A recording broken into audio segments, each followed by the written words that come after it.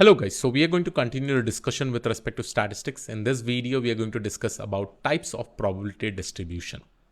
Already in our previous video, we have already seen about PDF, we have seen about PMF, we have seen about CDF, right? We saw with multiple examples, we saw what is the relationship between PDF and CDF, what is the relationship between PMF and CDF. Now, whenever we work with a data set, guys, we may have many features. It may be like we may have a random variable like ages, we may have like weight, we may have, let's say, like salary. So these all are some random variables, right? Let's say ages may follow some kind of distribution. So this is the distribution that ages may follow, right? If I probably consider about salary, salary may follow this kind of distribution, right? There may be weights may follow this distribution again, right? If you probably work as a data scientist or a data analyst, there are real number of chances is that whenever you get a data set, this data set usually follows different, they usually follow a different distribution, right? And there are some set of distribution that everybody should know. Set of distributions that everybody should know, right? And that is what we are going to see in the upcoming series of video. What are the different kind of distributions specifically with respect to our data, right? So let's consider, right? And the types of probability distribution of data that we are going to see is number one, right? We'll be talking about something called as Bernoulli distribution. So Bernoulli distribution over here, here the outcomes, if I probably talk about the Bernoulli distribution, here we'll be working with data where the outcomes are completely binary. They're only binary. That basically means your value can be zeros or one. One example that I can probably say is tossing a coin. And to construct the distribution, we have to use a PMF function, because when I say outcomes are binary, this is nothing but it is a discrete random variable, right? Discrete random variable. And whenever we have a data set, let's say I have a data set with 10 features, one of the features can follow Bernoulli distribution. Second one that we are going to probably see is something called as binomial distribution. So this is also a very important distribution that you will be seeing. And binomial distribution is also it is for the discrete random variable. So here also we are going to specifically use PMF. Okay. Let's talk about another distribution, a very common distribution that most of the data set follows, which is called as normal or Gaussian distribution. And this distribution specifically is created with the help of PDF, that is probability density function. And just one example, if I probably consider your distribution which has this kind of bell curve, this is nothing but it is a normal or Gaussian distribution. Now, why this distribution is important? Because based on this distribution, there are some set of properties or assumptions that this distribution will follow.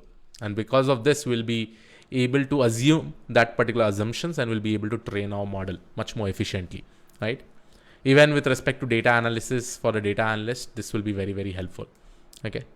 Coming to the next distribution, right? Let's talk about this particular distribution. The fourth distribution that we may be discussing about is something called as Poisson distribution. Poisson, I'll not say poison, but Poisson distribution. So in this also we will be constructing PMF. With the help of PMF, we basically construct this entire distribution. One very common distribution that is available is called as normal distribution. Some of the data set also follows this kind of distribution. I'll be talking about some of the examples over here. And here we basically use PDF because it is for a continuous random variable. Wherever PDF is written, that is for continuous random variable. Wherever PMF is written, that is basically called as, that is for discrete random variable. One more distribution that we will be probably discussing about is something called as uniform distribution, which is again a very amazing distribution. And here you'll be seeing multiple examples. That will be my target. See, my target will basically be to cover as many as distribution and also showcase multiple examples. But why this is really important? Let me just give you an example. Let's say as a data analyst or as a data scientist, you will be given a data set. Let's consider that I have a house price prediction data set. And I want to probably analyze this particular data. Okay. Let's say I have one of the feature like the size of the house. Okay, this is one of the feature. Let's say another feature is number of rooms. Let's say one more feature is that location. Okay, one more feature is that floor, right? Floor number, like what floor you are in specifically. One more feature is that is this near seaside or beach side. Okay, this will be a binomial feature, like the outcomes will be binary, zeros or ones. And finally I have this price, right? Now here you know that every feature, this feature can be a numerical feature. It will be a continuous random variable, right? Continuous random variable, right? Why? Because the values will be continuous. Here it will be discrete, right? If I talk about location, we can convert this into discrete or fixed number of categories. Floor, it will be a discrete number again. I cannot say 4.5 floor or 5.5 floor, right? Seaside, yes or no. So this can be a Bernoulli distribution, right? It can be having values like zeros or ones, right? Then price will be a continuous random variable, right? So if I know, and these all features may follow some kind of distribution, right? Let's say this Bernoulli distribution, I may use a PMF. For this, I will be using a PDF.